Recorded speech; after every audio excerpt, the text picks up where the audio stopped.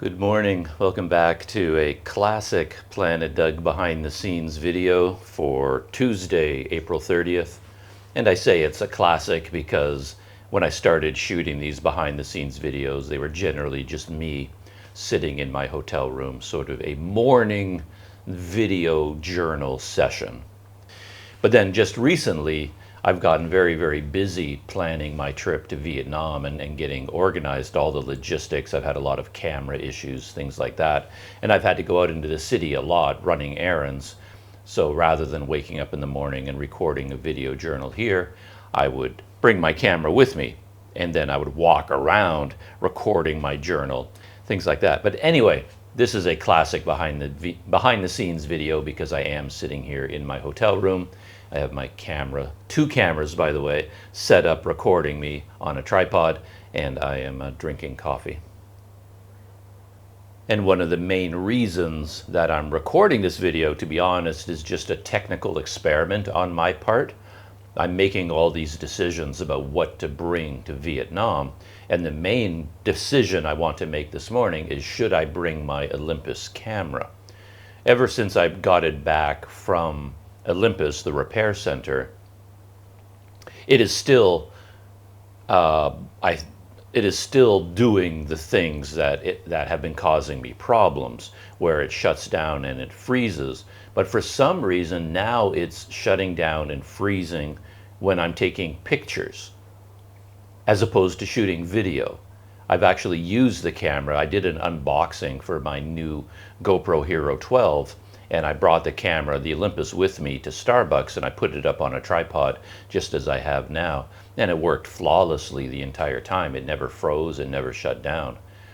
But I did notice that when I was walking to Starbucks holding the camera on a selfie stick, the stabilization didn't seem to be working. The background was warping and doing really weird things, and it was very jittery. Olympus cameras and Panasonic cameras have been known, at least in the past, for having the best stabilization in the business. And I think most of the problems I'm having with my Olympus are because the stabilization, the IBIS system, has been damaged. But anyway, I'm trying to decide whether I want to take the Olympus to Vietnam with me or not. It's a relatively light camera, but still, it's a heavy camera. It's a full-sized camera, micro four thirds, but camera, lens, and tripod, batteries, battery charger. By the time we put it all together, it's a heavy chunk of electronics. And if I don't need it, if I'm not going to use it, why carry it around? But I do like it.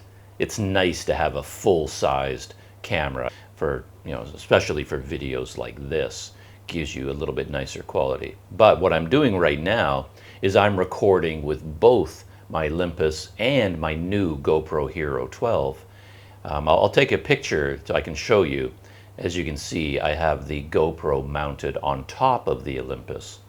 And one thing I'm very pleased about when it comes to the GoPro is one of the big advantages of the GoPro Hero 12 is that they turned this back on. I'm operating the GoPro from the Quick app, and because the Hero 12 has the new chip and everything is more powerful and more capable, it communicates with the Quick app much more reliably. I find the Quick app works really, really well with the Hero 12. So I'm basically using my phone as a remote control to control my GoPro, and it's working out really well. Plus, with the Hero 12, they now have live preview. So I'm using my phone to control the GoPro, and I can see what the GoPro is recording. So when I'm setting up the camera, I can choose all the lighting settings, I can zoom in and out, I can set everything, and I can stop and start recording, and I can see it right on my phone. But with the Hero 9, Hero 10, Hero 11, you couldn't do that. That feature was not available with the GoPros. With the Hero 12, they've reintroduced it. So that's one of the many advantages to the Hero 12. And I just wanted to shoot some video with the Olympus, with the GoPro in this lighting setting, and then I'm going to compare the video, see what it looks like, And if the Olympus looks far nicer than the GoPro, that gives me a reason to bring the Olympus with me. So that is what is going on this morning. For anyone fascinated by GoPros and with a technical type of brain, I will mention that one thing I just noticed right now, I didn't notice until this morning, with the GoPro Hero 12, they've removed the narrow field of view. They call them digital lenses. So with the GoPro, you have different fields of view, wide or narrow. And on the Hero 9, I had super view, then wide, then linear, then narrow. But with the Hero 12, they've added hyper view, which is like super, super wide. But I just noticed narrow is missing.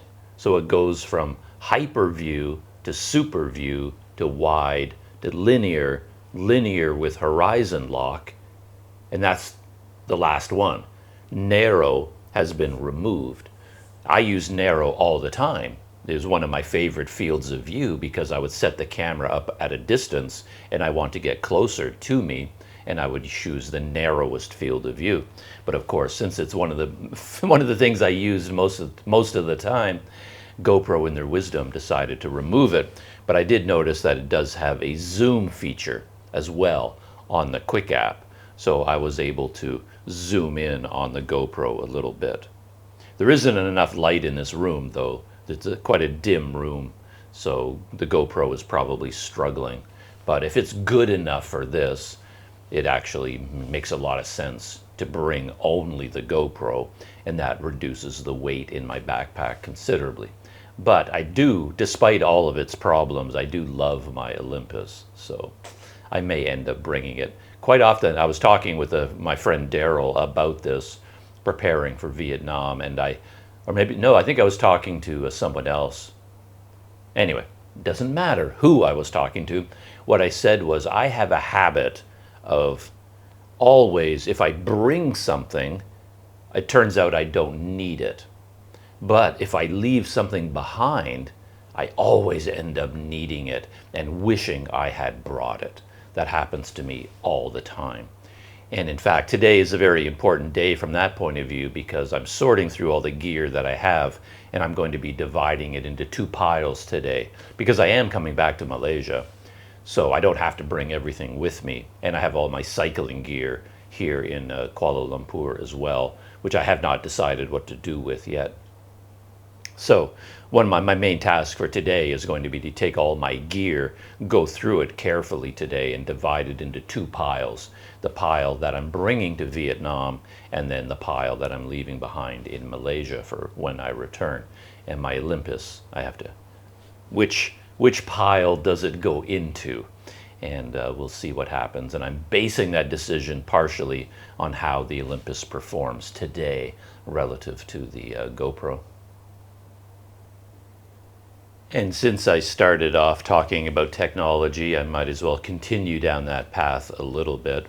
It's always the first thing on my mind every morning, because one of the first things I do in the morning generally is set up my cameras to go out recording for the day, or I'm setting up my computer gear to edit video, and something always goes wrong with the technology, or I'm booking a hotel room, booking a flight, doing something technology related. There's nothing we do these days that isn't technology related. So the first thing that happens in the morning, of course, is a technology failure every single morning. So that's often what I end up talking about. But I have been testing this new GoPro Hero 12 Black a lot recently, and very good results all across the board. I'm so pleased with it. Wonderful. I've been using it, and even the other day I put my Hero 12 and the Hero 9 side by side on a bar so that I could film with both cameras at the same time. And not only was I filming with them at the same time, I could see the video on the rear LCD screen at the same time. And the Hero 12 was in a completely different league from the Hero 9. This is something that maybe you don't get in the reviews. it's something you have to experience for yourself, where if you're looking at YouTube reviews for the GoPro Hero 12 and you're asking the question, should I upgrade, should I not? And they go through all the feature set and compare them and tell you about the new camera. But quite often, it doesn't really convey the full picture, as I've discovered in this case, because when I started using the Hero 12, it's just, wow. It was in a completely different league from the Hero 9 in every way. And it turns out that there are all kinds of useful new features in the Hero 12 that nobody really mentions. And maybe I notice them because I am very interested in the interface. I'm very passionate about how you communicate with electronics and tell it what you need it to do. And if the interface is screwed up, it really makes your life miserable. But in reviews, they don't tend to talk about stuff like that. They just look at image quality, like, wow, it looks so amazing. Or they do a side-by-side comparison. Here's the video from the Hero 11. Here's the video from the Hero 12. Or here's the video from the DJI Action 4 side-by-side. And everybody makes their camera purchasing decision based on what looks better to them, something like that. But quite often, you can set that aside, because if you're looking at a GoPro or the DJI Action, they both shoot amazing video. Unless you're putting them side by side, you would never even notice a difference. The video looks great, so you don't have to worry about that on any camera, to be honest. But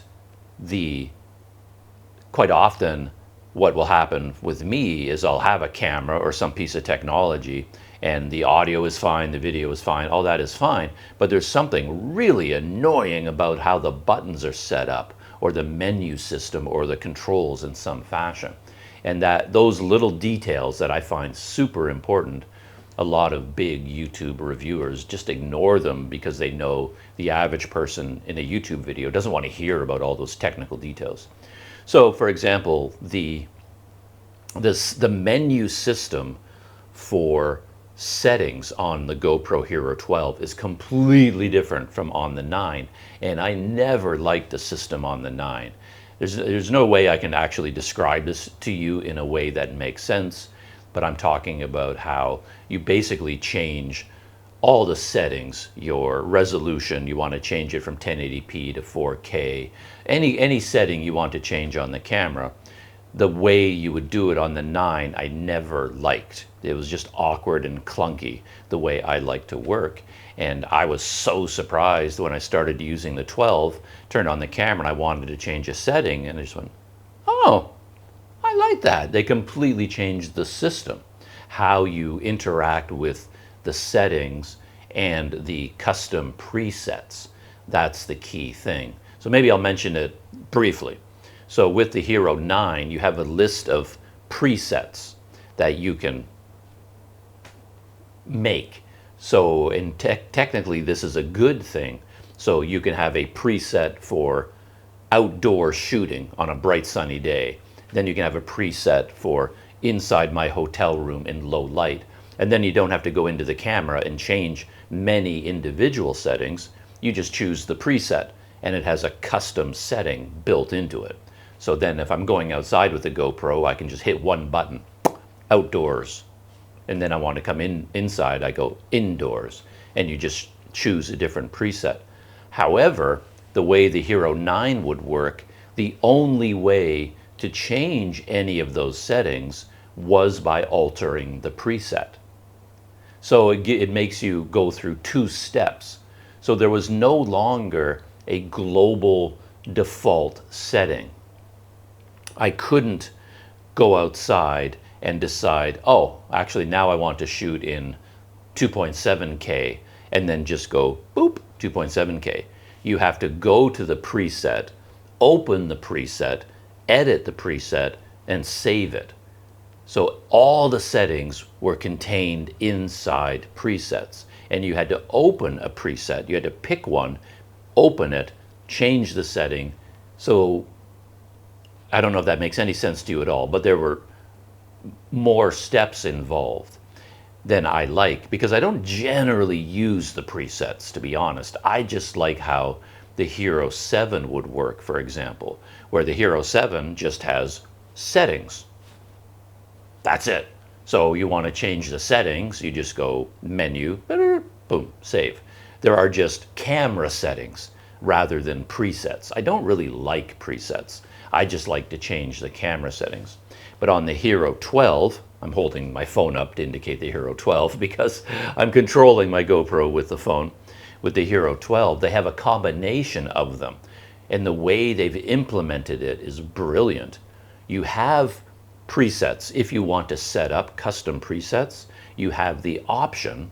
So far I haven't, but they also have right on the GoPro one button for all the menu settings. So whatever, if you had created a bunch of presets, whatever preset you're in, you can click one button, opens it up, change the setting. That's it. One step to change a setting rather than multiple steps. So in my case, on my GoPro, I don't have any presets. I only have the camera settings because I have one, technically I have one preset, but I haven't created any more presets. So really, it's just like the Hero 7. So now when I want to change something on the 12, I just look at the back and go boop, boop. It's so simple. It's so easy. Something else new on the Hero 12 that nobody talked about is that when you have recorded a whole bunch of video clips, save them all to your GoPro, and then you look at them on your camera, so you've got a video clip showing on your camera screen, there's a little I button, an information button in the top right-hand corner. You push that, you touch that I button, and it gives you a complete, very complete list of all the technical specs for that video clip. Every camera setting that you chose when you were shooting that video clip, every piece of information, even down to what microphone you were using. Did you use the built-in mics? Did you use the media mod mics? Did you use the front mic only, the rear mic only, or both of them? Every possible technical detail about that clip is just displayed on the screen in a long list. And I couldn't do that with the Hero 9. And already I find I'm using this all the time because I'm trying to adjust something and I'm looking at a video clip and I was like, oh, that's actually, it's too bright, or the audio doesn't sound right. It's like, oh, what settings did I use? I have no idea with the Hero 9, but with the Hero 12, I just hit info, boop, and I can scroll through the list and I see all the settings. It's like, ah, I didn't know the Hero 12 could do that. And trust me, I've watched every video on YouTube that I could find about the Hero 12. Nobody mentioned this new feature. I guess it wasn't considered big enough to talk about in a video. And if they did talk about it, I think they would have just mentioned it in passing. They would not have focused on it. So yeah, very cool feature. I like that a lot. One problem I had, and this I do not understand at all, came when I first got the GoPro and then I turned it on for the first time. You have to go through a camera setup procedure. When you open up the box, you get big pieces of paper everywhere that tell you you must update the camera before you use it. You must, you must, you must. They tell you that over and over again. So the first thing you have to do is charge your battery to 100%. They don't tell you that, interestingly. The experts tell you that because if your battery is not fully charged and you get part way through the setup process on your GoPro and then the camera dies, you could actually brick your GoPro. So when you're going through like updating the firmware, you have to have a battery at 100% power. Very, very, I cannot stress that enough. That is so important, but they don't really tell you that, I don't think, in the GoPro instructions. And so what you do, you have to be very careful when you do this. Make sure you charge your battery fully, make sure your phone is fully charged, make sure your battery in your phone, because it all has to go through the GoPro Quick app. make sure you're on the latest version of Quick App. So update it, make sure you're on the latest version. And then finally, when everything is ready, you've got like 10 cups of coffee ready just to keep you going through the process. And you've got to take a few deep breaths, calm down, just, okay, let's just set up the GoPro and just be methodical. Take your time. Don't rush. Don't be sitting there wondering what's going on and start pushing buttons.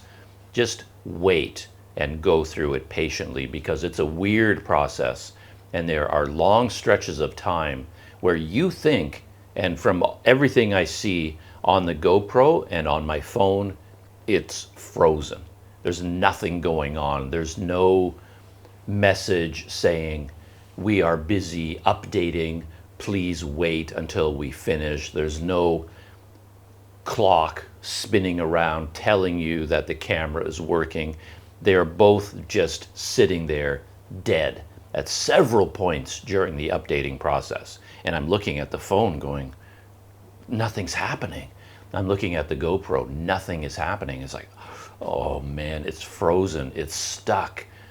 And you're so tempted to start hitting buttons, because you honestly, it goes on for such a long time.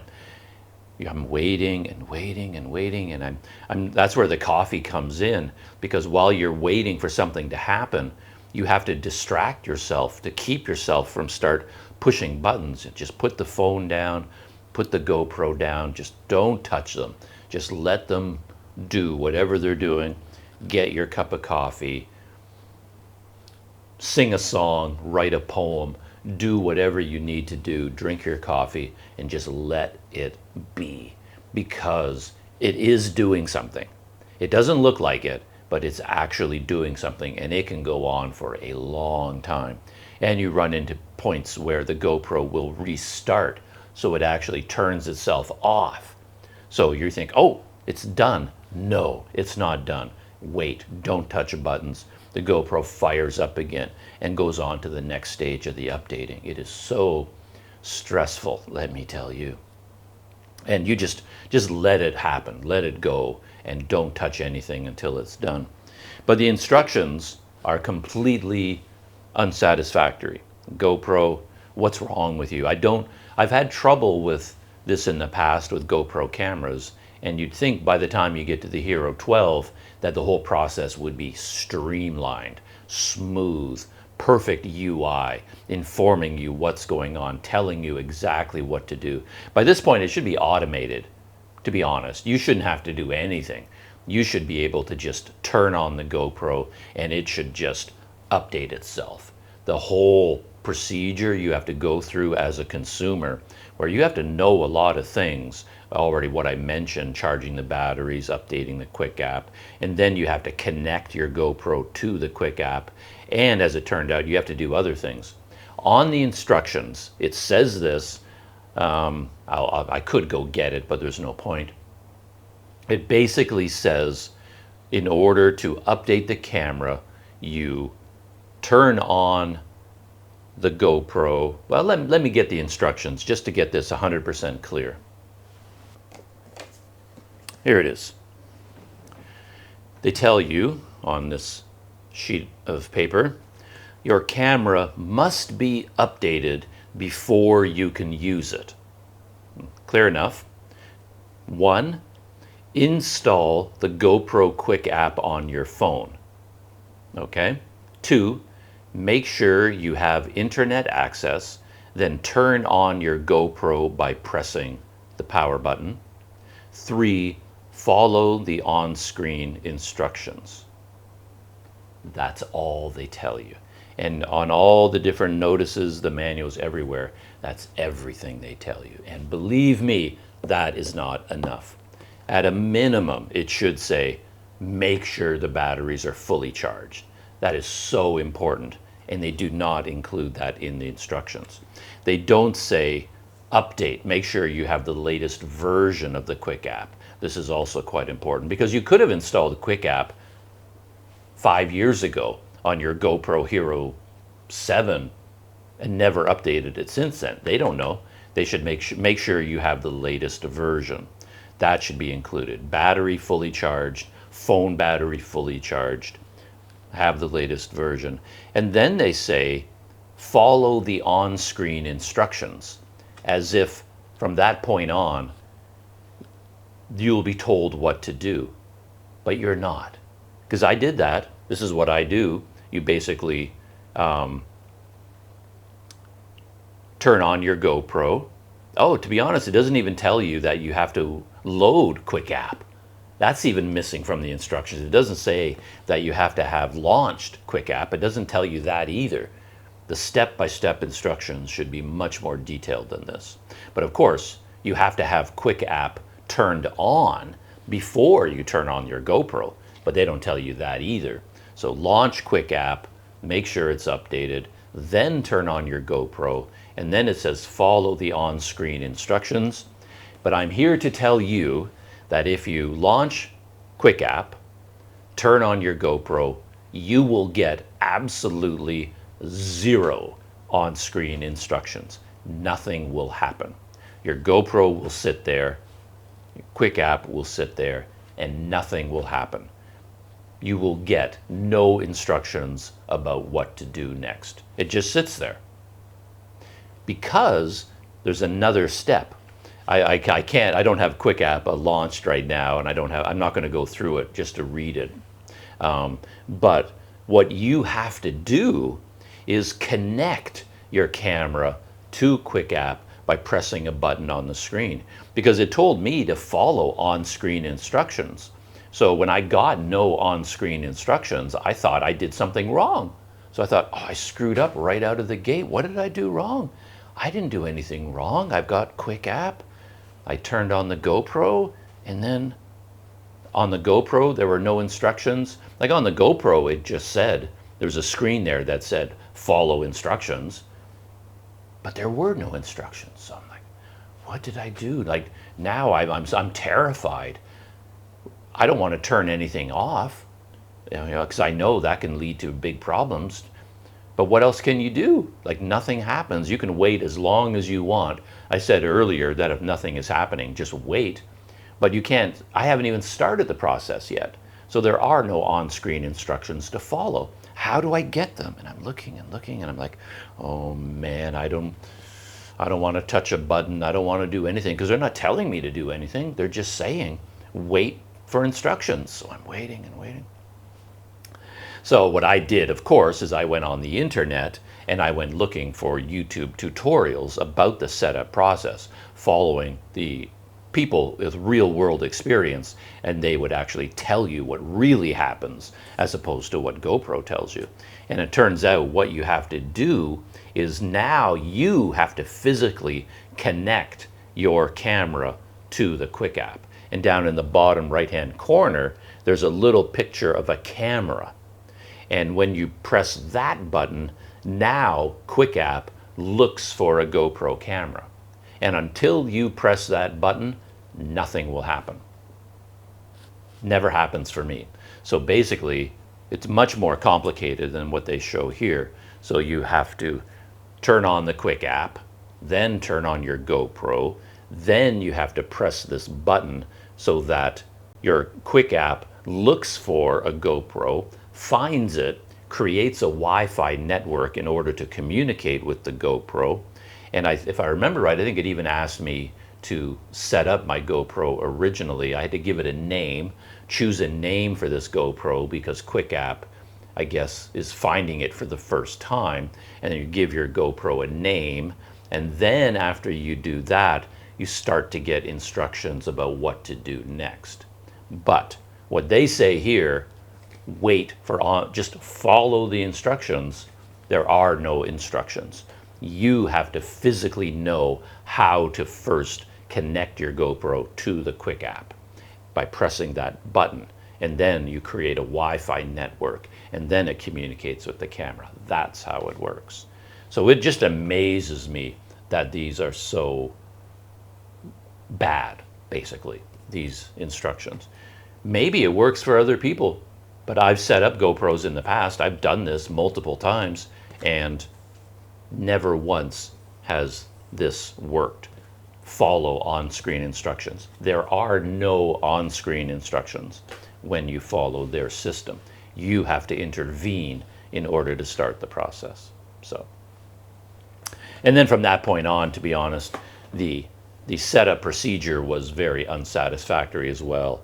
As I said, there were many stages where the information being displayed to you on either the camera or the phone were insufficient. They didn't tell you what was happening, and there were many points where you thought everything was frozen, that you were stuck and you'd have to start over, because they don't give you that nice, friendly, please wait signal or anything like that. It's a very unsophisticated procedure.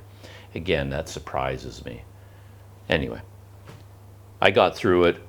Man, when it was finished, I felt such a wave of relief, because when it comes to this sort of thing, I do have a little bit of a pessimistic attitude. I assume everything is going to go wrong, because with me, it normally does go wrong. Whatever can go wrong will, in my case. And I have a story about that, which maybe I'll tell next. And so when the camera froze and the Quick app froze for long periods of time, I just assumed I had bricked my GoPro. And now I'm going to have to go back to the camera store and say, I tried updating it, and look, nothing. It's not working. And I thought, come on, please, please, please, please, please. And I just put everything aside, had a cup of coffee, and I'm just waiting and waiting and wait. I can't remember how long I waited. It felt like an eternity. And then something happened. Maybe I heard a little beep, beep. I was like, oh, yes. And then it went on to the next stage and the next stage and the next stage. And then it eventually finished. And then everything was fine. At the end, everything was fine. I was so happy about that. The story I mentioned where everything went wrong in typical Planet Doug fashion was last night. Oh, what a night I had. Even when I did this thing, I knew it was a bad idea, but I felt like maybe things could work out. And I'm talking about doing laundry. I'm getting ready to go to Vietnam. My flight right now is on Thursday. This is Tuesday morning, and my flight is on Thursday around noon. And at this point, to be honest, if I could, I'm even thinking about ways like, is there a way I can do this? I would like to delay the flight by a week, 3 days, anything at all, because I don't feel ready yet to go. There's so many things I feel like I need to do to ease into that experience, but I don't know if I can. I'm actually going to check into it this morning, just to see if I have my flight booked. It's already paid for. Like, what would it cost to reschedule that flight? It's on AirAsia. It's the cheapest flight you can get. So it's one of those flights that you can't change anything. You can't change the dates. You can't do anything. But maybe they'll let me. Who knows? Or maybe they'll charge a nominal fee, and then I can give myself another 3 days here in KL just to, because I don't know.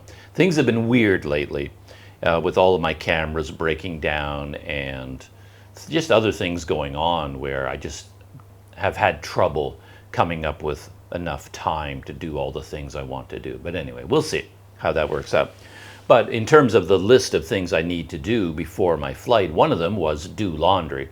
I normally do laundry by hand, because in my experience, laundromats are horrible. And in Malaysia, I've had a terrible time finding any kind of a laundromat that's reasonable, even basically reasonable. They're all pretty much awful in my experience. I have not found a good one. I found a good one years ago, and it was way, way out in the middle of nowhere. I found it because it was near some bicycle stores that I used to visit. And while I was visiting these bike shops and these camping stores, I saw this laundromat. I was like, whoa. And then it was a good one. It was the only good one I've ever found. But it had, and I would take if I had to do laundry, I would go all the way out there. It was like an hour-long journey to get there. And it was worth it to me because it was a good laundromat. But it closed. I looked for it this time around, and they went out of business, unfortunately. But anyway, so I would normally hand wash my clothes because I don't have much clothing, and I have these quick dry shirts. I've got my own little bucket, folding bucket, and I just gush, gush, gush, gush, gush, gush, and then I wash my own shirts basically.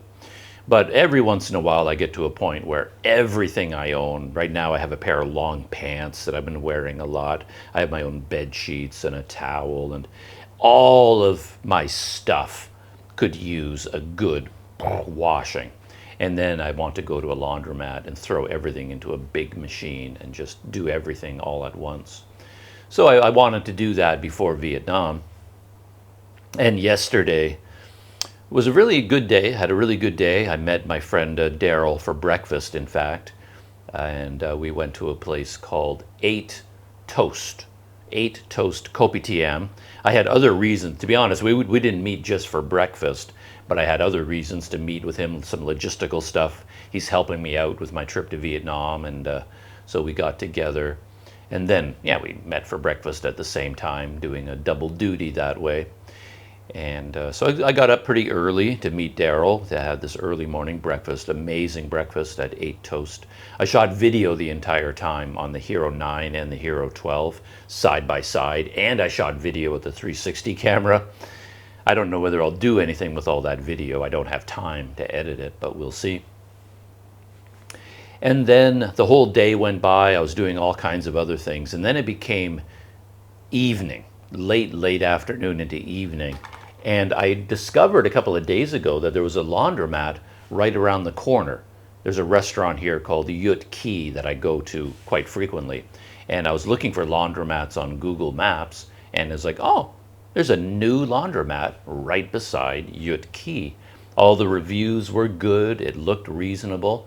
So mid-afternoon, I actually went there to check the place out. I walked there just to make sure it existed and to figure out, how does it work? How do you pay for the machines? Do you need tokens? Do you need cash? What kind of bills do you need? Do you need your own soap? These sorts of things. Reconnaissance. So I went there and did some reconnaissance, and it looked reasonable. And then I came back here, and then later on I checked on Google Maps to see if it was busy, and it said, no, nobody there right now, according to Google Maps. So I thought, oh, by that point I was tired. I was really, really tired, and I knew I really shouldn't try to do anything else. I should just stay here in my room, edit video, just don't go out into the world. Something bad is going to happen to you. But I thought, man, I'm running out of time here. This was Monday night. I've got 2 days left, Tuesday and Wednesday, and doing laundry is going to end up being a big chunk of time. It's going to take like half a day.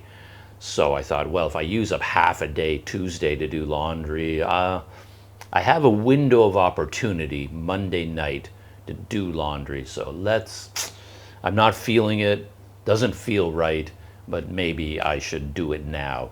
Get it done, get it taken care of. So I quickly gathered up all of my clothing. That's always a little bit weird too, because I don't have much in the way of clothing, and I usually like to wash all of it at once, and I can do that here in my room because I don't need clothing. I don't have to wear clothing while I do my laundry, and then I can hang everything up, and by the morning there's clothing dry enough that I can put on.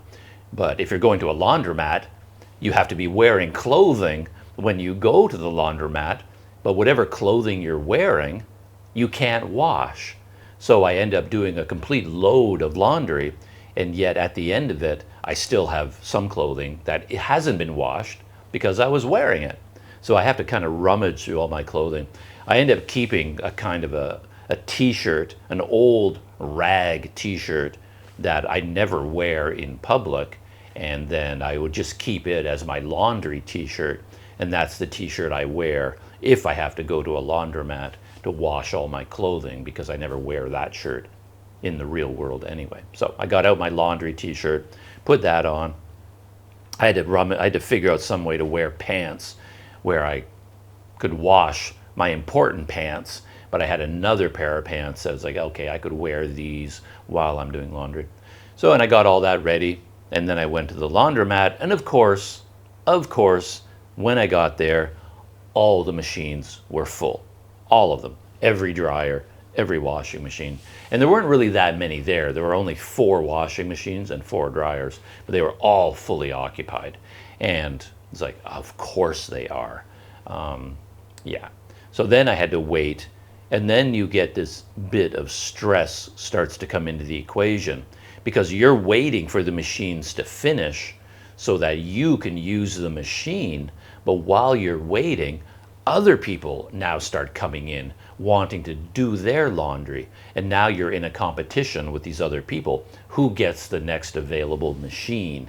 Who was here first? And that turns into a whole drama.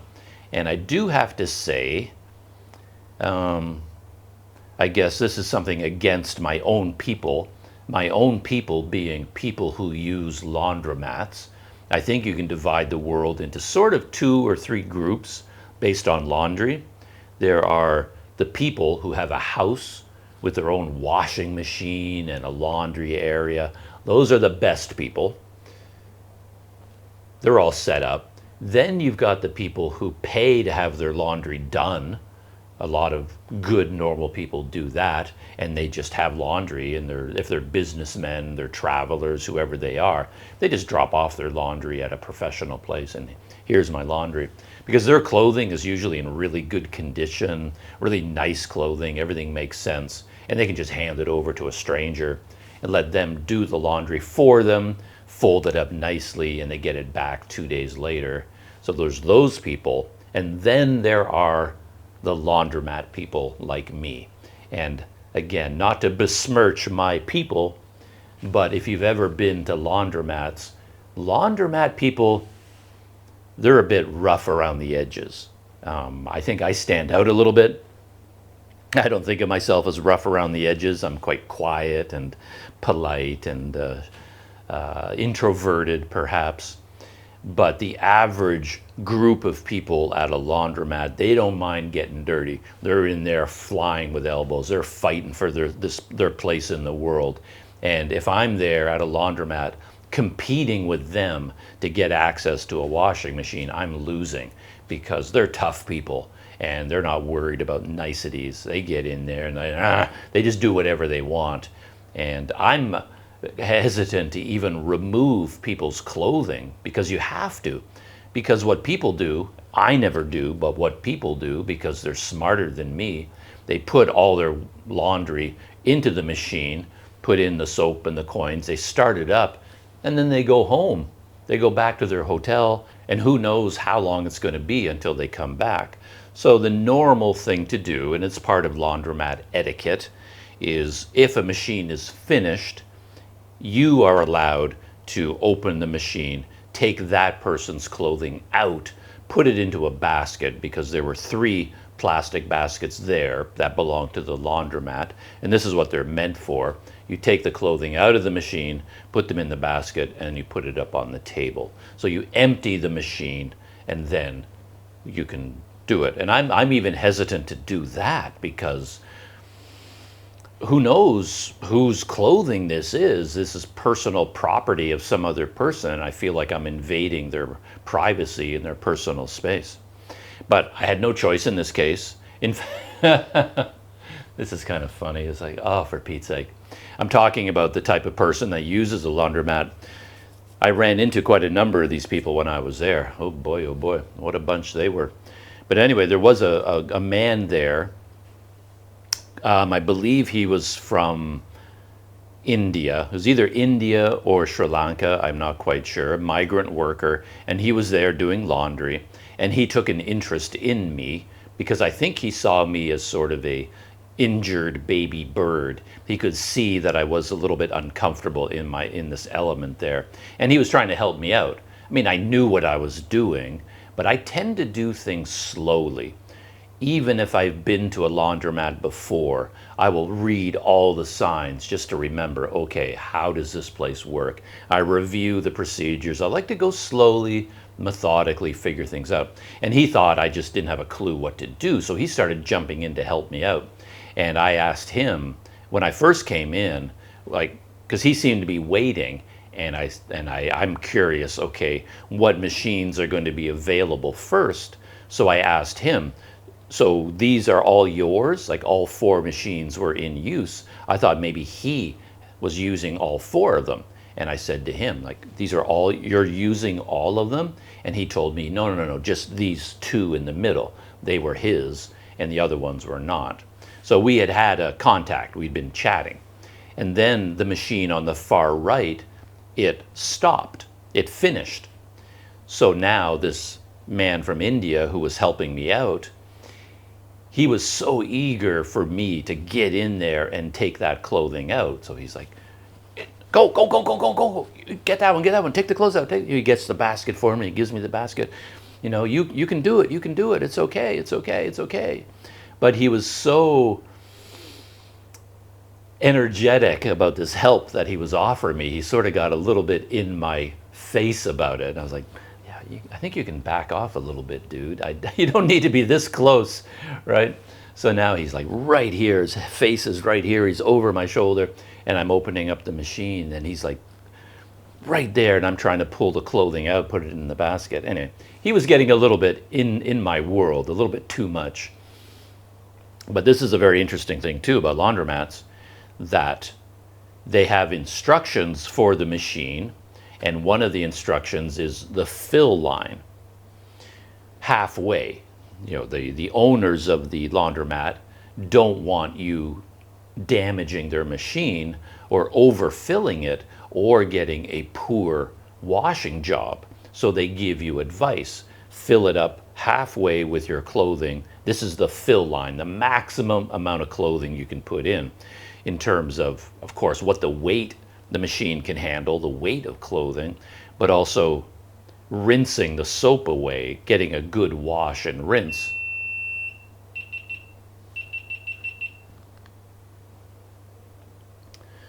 That was the GoPro battery shutting down. A little aside about the GoPro, by the way.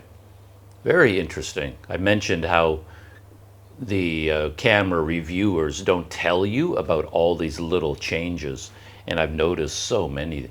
Just now, my GoPro's battery died. This is something I've noticed over the last few days since I've been using the Hero 12. So the battery died, you get beep, beep, beep, beep, beep, beep, beep, the GoPro shuts off. And I remember from my days in Thailand doing a lot of scooter trips with the GoPro, and I'd have a GoPro mounted on the scooter and I'm driving along, and then the GoPro shuts off. I'll hear beep, beep, beep, beep, beep, beep, and the GoPro shuts off. But when I pull over to the side of the road to do something, I don't know what to do because I don't know why the GoPro shut off. Did the battery die? Did the memory card fill up?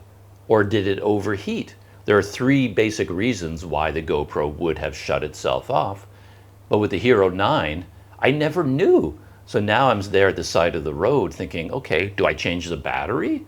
Do I change the memory card? Or do I just wait for it to cool down? Because I don't know why it turned off. And this was always so annoying to me because it's really hard to figure out if it means you have to turn the GoPro back on, basically. So if the battery is dead, of course, you try to turn the GoPro back on, it won't turn back on. So then you're thinking, oh, so it won't turn on. That probably means the battery is dead. Okay. And then you remove the battery, put a new battery in, and then you're trying to turn it on, and maybe it won't turn on now. And you're thinking, well, why not? It's a fresh battery. It's like, oh, maybe it's still too hot. So maybe it overheated. That's why it shut down. You have to go through this long troubleshooting process to figure out why did the GoPro shut down. Enter the Hero 12, the GoPro just shut down, and then I turned it back on. Or when did it happen? No, the GoPro shut down, and then as it was shutting down, I can't remember how it happened, but anyway, the Hero 12 tells you why it shut down. There's a message on the screen. So now when I turn the GoPro back on, you'll get a message telling you, oh, the GoPro shut down automatically because it overheated, because the memory card was too full, because the battery was empty. It will actually tell you why it shut down. which I find quite interesting. So it's a little UI tweak that GoPro introduced that nobody mentioned, but I noticed it right away. It's very, very helpful, very useful. So where was I in my story? I was emptying the washing machine, and the thing I noticed with my friend right in my face was that it was jammed. Whoever was using that machine had used a hydraulic press to fill it. They put in clothing and just kept stuff. It was jammed. It was so full, I couldn't even get the clothing out. It was packed in there so tightly. And of course, this person is a typical laundromat type of person. They're used to fighting for value in the world, and they're going to try to get as much value out of the laundromat as they can. So they are going to fill this machine to the brim. And they stuffed so much clothing in there, I couldn't even get it out. And when I did finally break the log jam, because they had jeans in there, many pairs of jeans, and it was so tightly packed. I don't know how they thought any of their clothing was going to get clean with that much in there, or rinse away the soap. It was just ridiculous. But anyway, I pulled everything out, and there was so much clothing in there, it wouldn't even fit in a basket. It filled the basket, and then I had to keep piling and piling it up on top. It was such a mountain of clothing. Crazy. And this idea of someone stuffing clothing into a washing machine ties in with my overall experience of laundromats in Malaysia, is that they are minimalist. So every laundromat that I've used in Malaysia, they don't use any water. It's like, what? Is the world running out of water or something? Because I'm very careful about this. The amount of, my total amount of clothing, everything I had, didn't amount to a third of what this person stuffed into one machine. And yet I took all the clothing I had and I divided it into two machines, partially because I want the machines to be effective. I don't want to go above the fill line. And I know these machines, they use like a dropper. They just take a half an ounce of water. Okay, you need to wash clothing. Here, we're going to give you half a cup of water, and then just carefully, that's all the water you get. So if you stuff this machine to the top, I've had this experience when I was down in Port Dickson. It's one of the worst laundromats I've ever used. I used a normal amount of clothing. Like I said, what I have here in Kuala Lumpur could easily have gone into one machine, but even I waited until there were two machines, and I divided my load in between two. So I'm willing to pay this company twice to wash using two machines, because I'm a nice guy and I don't want to break the machine, I don't want to overload it, but also because I know that they're going to use so little water that you have to do it that way. This machine in Port Dickson, I put in a very small amount of clothing, and then it goes through the wash cycle, goes around a couple of times, turns off, and the clothing was still dry. It was like none of it even got wet. I mean, there's so little water used in these machines. And I assume they do it to save money because they have to pay the water bill. But come on. But anyway, I've had this experience so often. I put in a small amount of clothing so that at least it'll get wet. I'll get some benefit out of using these machines. And then I was watching the machine, and this machine added more water than the one in Port Dickson, but still, for my money, not nearly enough water. It's like, come on. I want to see, because it's one of those front-loading machines with a transparent door. I want to see the water level above my clothing. I want to see my clothing sloshing around in water, because when I do my own water, I've got my bucket, I fill the bucket and the clothing is in the water, and I'm gushing and pounding and shaking, and it's in a bunch of water. And these machines, they hardly add any water. And on top of that, like, what is electricity so expensive? Because the machine might run in a wash cycle maybe for 10 minutes at most. And then what the machine does, the tumbler, is it'll go around once, zzz, and then it stops. Zzz, stops. Zzz, zzz. It's like, come on, spin for Pete's sake, wash my clothing. I get so frustrated watching these machines. There's no water in the machine. And then I want to see some action, like tumble my clothing, get it. I want to see that thing going back and forth and back and forth. But 50% of the time, the drum is not spinning. It might go around once, but rather than going, whoosh, whoosh, whoosh, whoosh, it does this. Whoosh, whoosh, whoosh. It's like, what is that all about? Go whoosh, whoosh, whoosh. I want to see some, because with my clothing, when it's time for me to wash my own clothing in a machine, I've gotten to the point where there might be stains, like mud stains, salt stains from sweating, and spilled coffee, spilled spaghetti sauce. So you need some action, you need some physical turmoil to get those stains out. And with these washing machines, you have to use clothing that is perfectly clean. Like it's designed for a t-shirt like this, which is perfectly clean. You've just worn it a few times and you kind of want to freshen it up a little bit. That's what it's for. But if your clothing is actually dirty, these machines will not do anything for you. Just, oh man. Because yeah, when I do my own laundry in my own portable bucket, for one thing, I use 10 times more water, and then I'm in there. I count to 100. I do it in steps of 100. So when I'm doing laundry by hand, I've got the bucket and I've got my fist, and I'll do 100 punches.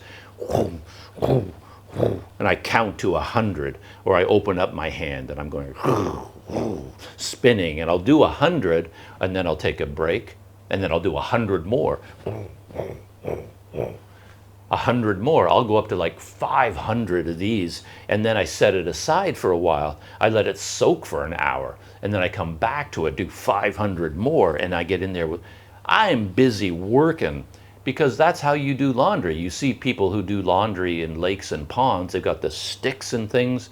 The women who do this for a living in countries all around the world, they're down there at the rocks, and they're taking the clothing and they're spinning it around and slamming it on the rocks. They know how to do laundry. These machines with their little boo, boo, what is that going to do?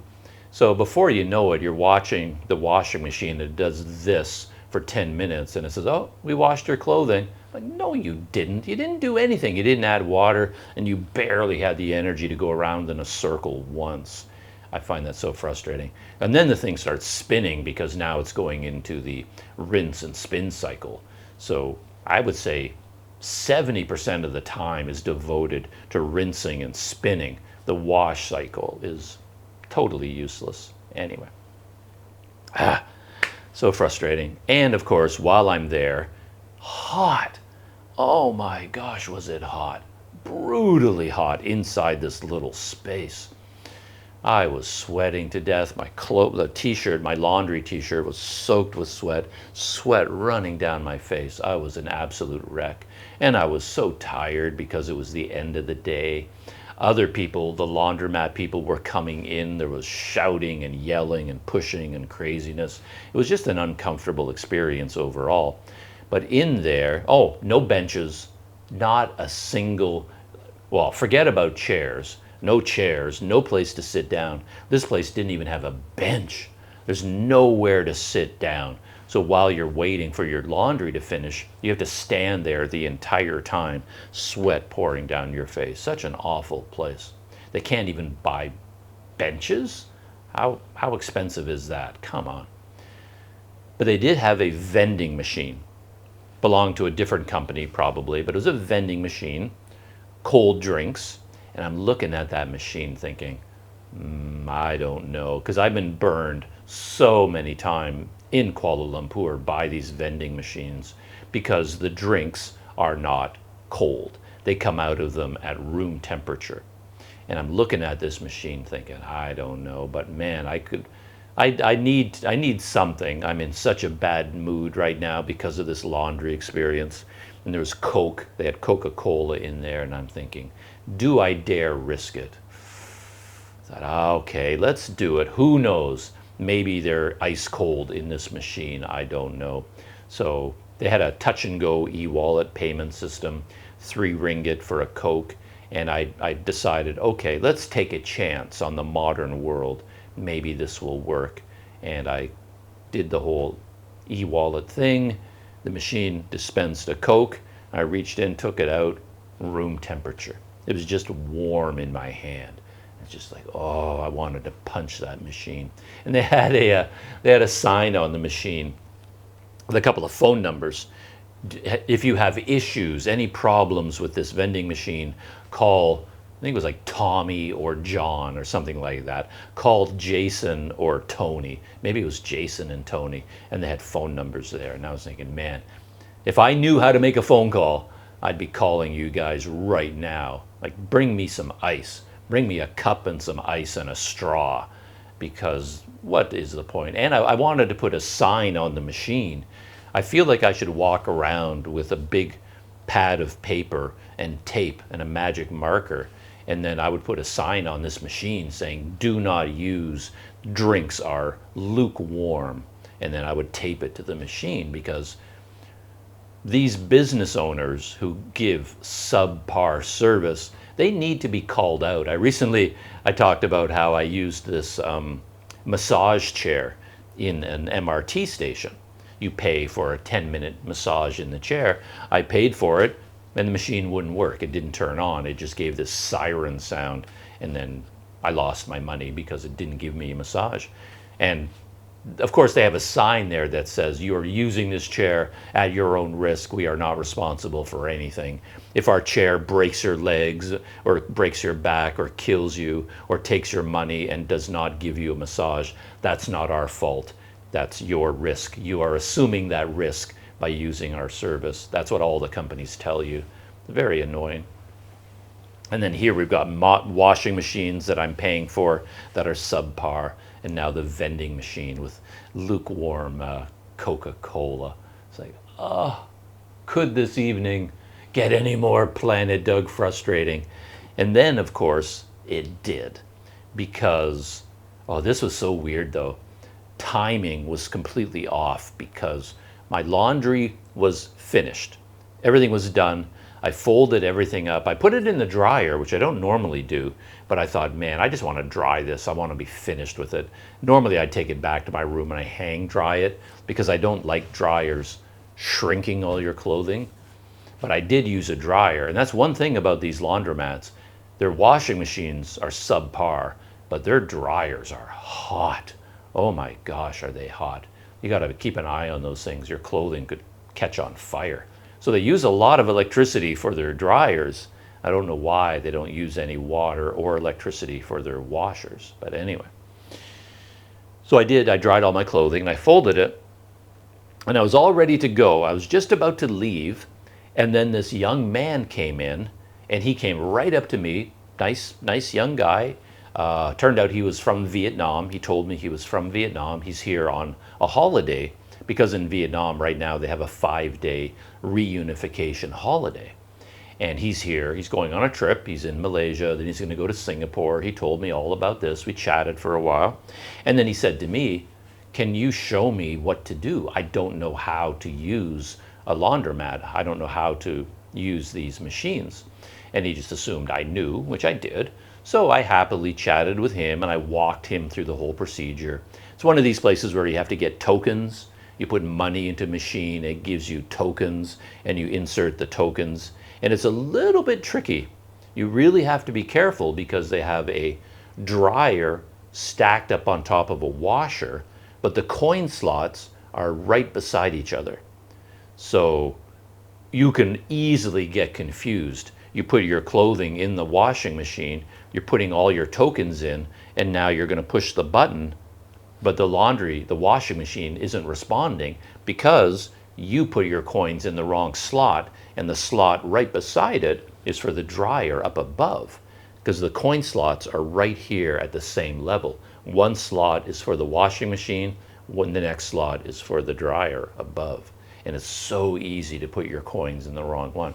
So yeah, you do have to know what you're doing with these things, how to get the tokens, how many tokens you need for washing, cold water, warm water, hot water. And I walked the guy all the way through that, and I made sure to stay with him until everything was done, because he clearly had no idea what he was doing. We read all the instructions together, and I told him everything he needs to do. I pointed out the coin slot problem. We got his tokens. And then even then, I was letting him do it, but even then he was busy putting all the coins, all the tokens into the slot, and he hadn't closed the door of the machine yet. And it's quite important to close that door. So like you read the instructions, it's put your clothing in, close the door, then put in your tokens, step by step. But he was jumping around, and so I babysat him through the whole process, made sure he was okay, the machine was working, and he asked me how long is it going to take, and I knew how long. It'd be 30 minutes. So he and his girlfriend were going to go do something, come back in 30 minutes. Actually, he said to me, do you think it's okay if I come back 3 hours from now? Because I want to go have dinner and do some things, and I can't come back for 3 hours. I said, well, you can do that, but somebody at some point is going to take your clothing out and put it in a basket and set it to the side. If you're okay with that, sure, come back in 3 hours. But you are taking a risk, but you can do that. So anyway, I did all this with him, and then he left, and I just got up to leave. The second I went outside, it started to rain. And I'm talking about a thunderstorm. Wow, that was a heck of a storm. And it went on and on and on and on. And at the beginning, it wasn't coming down that hard. It just started to rain. So I thought, oh man, I don't want to get caught. I don't want to get stuck. So I'm just going to go. Maybe I can get back to my hotel before the real storm hits. And because I'm a dummy, when I went to the laundromat, I emptied out my knapsack because I was putting in all kinds of laundry and laundry soap and these things. And I took everything out of my knapsack, and that included my umbrella. So I've been carrying around my umbrella for weeks here in Kuala Lumpur, and I've used it quite often. But on this time, when I really, really needed that umbrella, I left it behind in my hotel room. So I had no umbrella. I made it to the main street, and then it just started to pour down rain. And I had my tablet in my knapsack because I thought at the laundromat, oh, this is going to be, I'll turn it into an event. I'll go to the laundromat. It'll be nice. It'll be fun. I'll put my laundry in. I'll start the machine then. I'll sit down on the comfortable chair. I'll take out my tablet and I'll watch a movie while I'm waiting for my laundry to finish. Ha! What a fantasy that was. So hot. Pouring down sweat, no place to sit, nowhere to sit down.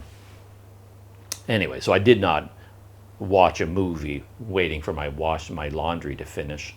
And then, since I had my tablet in my knapsack, I didn't dare walk in the rain and get soaked because it would soak my knapsack and then my tablet would get destroyed. So I had to find shelter, and I found shelter under a roof.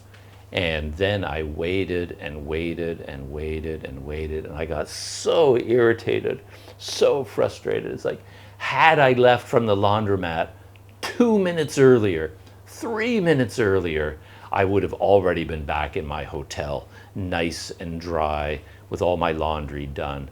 But because I had delayed to help out this poor guy from Vietnam, no good deed goes unpunished. Isn't that the expression?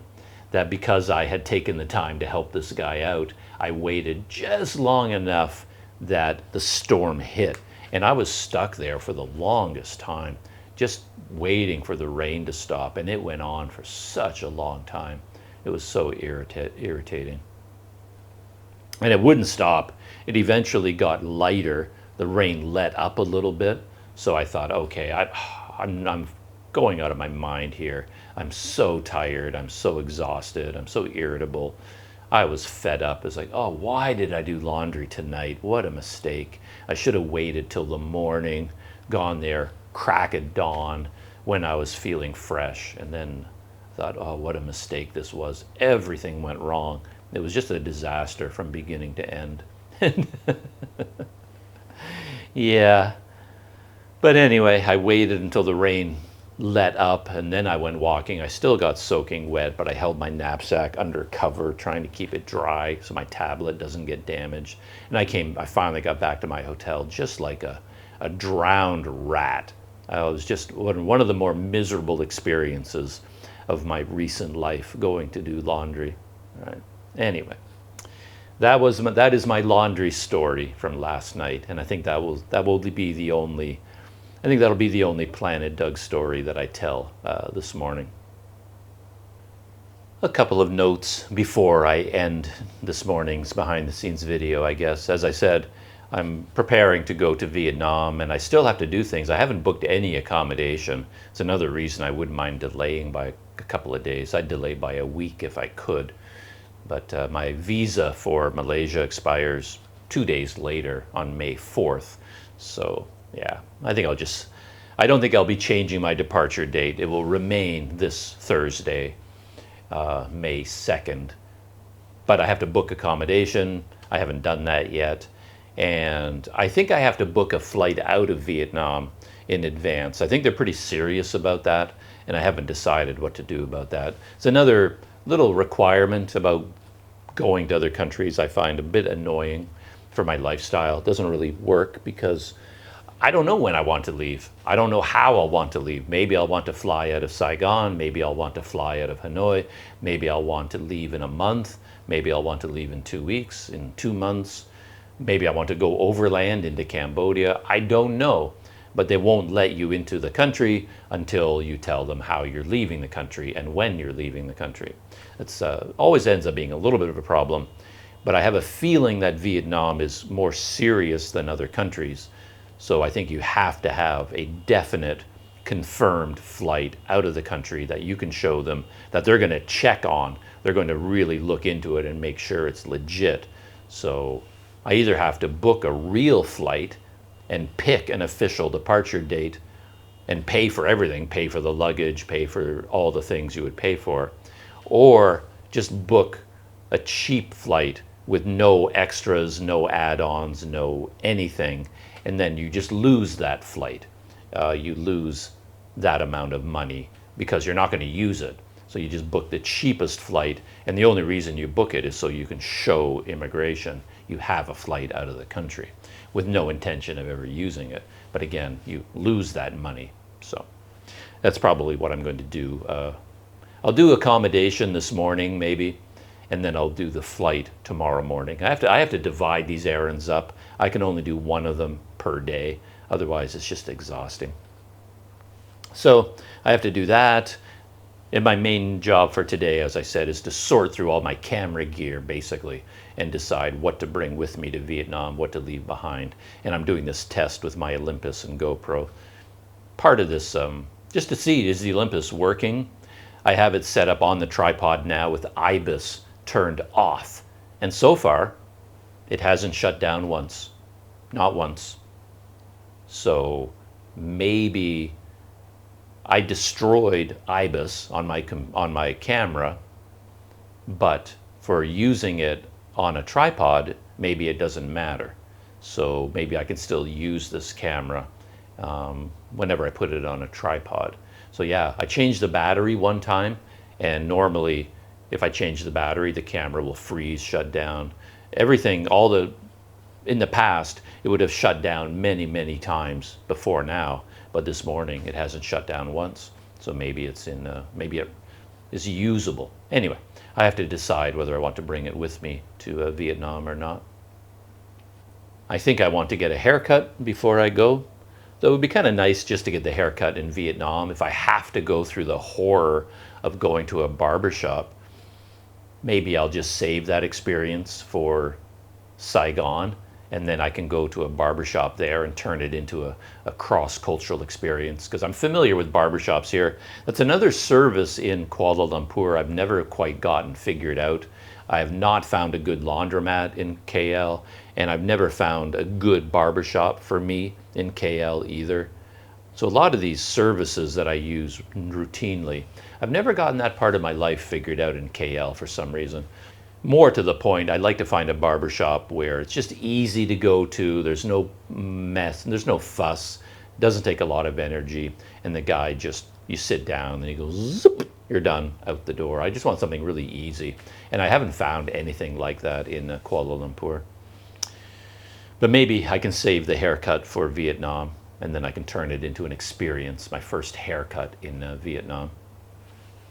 And I have been listening to this little podcast about Vietnamese, not making much progress, I'll tell you that. The podcast is called Vietnamese Pod 101.com. And it isn't great, it isn't really what I'm looking for, but it's the best, it's what I found so far. But they do have this series called Top 25 Vietnamese Questions. And they teach you 25 simple questions and answers. For example, lesson 1 is, what's your name? And I've been working on Vietnamese probably for 2 weeks. That's all I've learned so far. And even I can barely say my name is in Vietnamese. It's like every time I listen to this podcast, and I've been practicing and practicing and practicing, I still haven't gotten past lesson 1. But I queued up a little bit of it just so you can listen to it. So this is the question, what is your name in Vietnamese? Tên của bạn là gì? Ben của bạn là gì? Ben của bạn là gì? But when you slow it down, because they repeat the words one by one, there's always some a little twist in the word. Because if I just say it, Ben của bạn là gì? I'm saying của bạn. But when she says it slower, it's much more complex than that, because there's tones and there's other syllables in there. It's like gua. It's like a real roller coaster ride. That one gua, gua, gua. I cannot figure out what that word is, but Ben của bạn là gì? And there's all these tones as well. So you have to hold the tone for a long time, and quite often it sounds like they're singing. You have to sing Vietnamese. You have to hold pitch, rising pitch, falling pitch, steady pitch. And yeah, it goes up and down all over the place. I'll find the question, the answer, my name is. I'll find that right now. You will hear this common question again and again throughout your studies. Master the following pattern and responses to the question. What's your name? Tên của tôi là Lan. Ben của tôi là Lam. And that means my name is Lam. Ben của tôi là Nam. Ben của tôi là Nam. And I think she's even doing it much differently. My name is Lan. Again, slowly, repeat the phrase.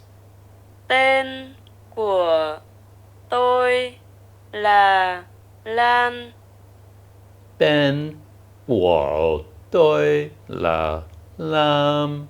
Because Lam, that's the person's name. Lam. So I feel like you're starting to sing with a choir. The director always comes out and gets everybody at the right pitch, like la, and everybody goes la. That's how they say the name. Lam. Ben của tôi là Lam. It's Let's break it down from the beginning. The first word is Tên. Ben. meaning name. Tên. Ben. Now repeat. Tên. Ben. And after that, Của tôi. Của meaning tôi. my. Của tôi. Của Now repeat. tôi. Của tôi. Của tôi. And after that, La. meaning be. Là. La. Now repeat. là, la. Next is lan, Lam, meaning lan. lan, lam, Now repeat. lan. lam. Listen to the speaker say, "My name is Lan," and then repeat. Tên của tôi là Lan. Tên của tôi là Lam. To make another phrase, replace Lan with my. Mai, My, My. mai, my, mai. my. Listen to the phrase again, this time with my. Tên của tôi là Mai. Tên It của mostly stays tôi the same. là Simply Mai. replace Lan with my. Say, "My name is Mai." Tên của tôi là Mai. Tên của tôi là Mai. Tên To use a của different tôi phrase, là replace Mai. my with Nam. Nam, Nam, Nam. Nam, Nam, Nam. Nam. Listen to the phrase again, this time with Nam. Tên của tôi là Nam. It mostly stays the same. Simply replace my with Nam. Say, "My name is Nam." Tên của tôi là Nam. Tên của tôi là Nam. To make another phrase, replace Nam. So that I haven't even gotten past lesson 1. I started lesson 2 the other day, and that one is quite something. It's where are you from? And this really illustrates what I'm talking about with the singing of Vietnamese. I'll find the phrase where are you from and I'll play it for you. I have it queued up. This is where are you from? Bạn từ đâu đến? Bạn từ đâu đến? Bạn từ đâu đến? I mean, it's bạn từ đâu đến? And she'll slow it down here. The first word in the question is Bạn, meaning you in English. bạn, Listen Bạn, again and repeat. bạn. bạn. The next word in the question is Từ, meaning from. từ, Do, Now repeat. từ. do. Listen to the first two words of the question and repeat. Bạn từ, Bạn từ And after that, đâu, đâu, meaning where. đâu, đâu, Now repeat. đâu. đâu.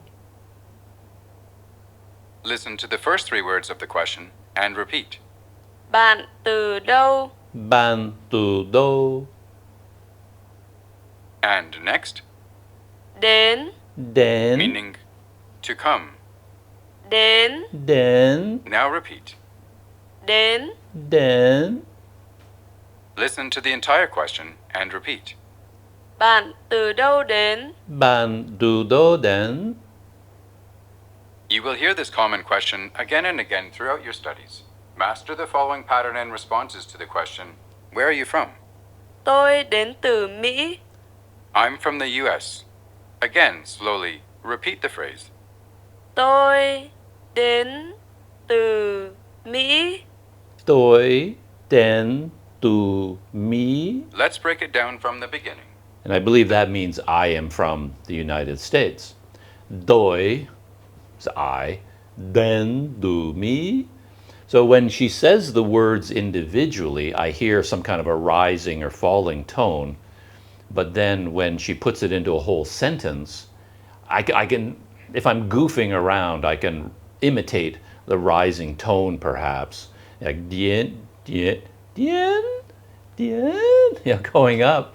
But then once it's in a sentence, it's going too fast. How can you do a tone and say the word all in a sentence? Boy, den, do, do, do, do.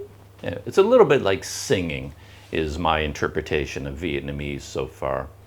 And as I talked about in a previous behind-the-scenes video, the word order is flipped compared to English, which takes some getting used to. So the question, what is your name? In English, we have the question first, and the object of the question, the answer we want, is the last word in the sentence. What is your name? But in Vietnamese, it's flipped, and they talk about name, yours is what? So which what I talked about last time is it's more logical when you think about it, because the very first word in the sentence is the subject of the sentence, which is the most important word. In English, you have to wait until you get all the way to the end of the sentence before you know what the sentence is about, which isn't that efficient. Vietnamese is more logical in a way. The very first word is what the sentence is about, so your brain picks up on it faster. It's almost like saying, name you? Name you. What is your name? But in English, you have to wait. What is your... By this point in the sentence, you still don't know what the other person wants to know. What is your age? What is your favorite color? What is your height? But what is your name? Oh, he wants to know my name. The Vietnamese person is like, name, you? Say, oh, much, it makes more sense. It's more efficient, that word order when you think about it, which I find is one of the more interesting aspects of language learning, because it's natural when you speak your language. However your language works, it just instinctively feels to you more natural. You would think of it as normal. That is normal to say, what is your name? You've never been exposed to anything else. But if you broaden your perspective a little bit and think about it, well, no, that's just the way English works. And it's just as valid to have name first in the sentence. And then when you break it down, it's like, oh yeah, actually that's better than English. So those are some of the things going on on Planet Doug at the moment, getting ready for my departure on Thursday. Yeah, I'm not ready. If I could delay the departure to May 4th, I would. I'll look into it, but I don't think I will. We'll see. Maybe I'll feel better after I finish this video. I got all my thoughts straight in my head, and now I'm kind of ready to face the day. Laundry is taken care of. Today I have to pack and organize, and I have to get Vietnamese currency. I have to get some money out of the bank, and then I want to have some Vietnamese dong before I go, so I have it in my wallet when I land there. So I want to do that. I'll get money today, and then maybe I will try to do currency exchange tomorrow. So yeah, I think as long as I get organized and I pack up today, I think I'll be ready. I wish I knew more than one sentence in Vietnamese. That would be nice, but that's a very slow process, learning Vietnamese, let me tell you. I'm embarrassed to tell you how many times I've listened to that "What is your name?" lesson, and I still can't remember it. Every day, every morning, over and over and over, while I'm showering, while I'm making coffee, while I'm packing, while I'm doing laundry, while I'm organizing, I'm listening to these podcasts, and I still haven't gotten past lesson 1. So it's like, yeah, my brain struggles when it comes to languages. Maybe I just love English too much. My brain is unwilling to let go of English and learn some other language. Feels like it's cheating on English or something like that. Anyway, I think that's it for now. I'm going to be shutting down and starting a new day. Hopefully it goes better than yesterday afternoon. Yeah, yesterday afternoon with my laundry debacle, that was exhausting. I got very little sleep last night as well, partially because of that. I was all worked up. Defeated by the laundromat once more. So that's it, shutting down, and I'll see you in the next video.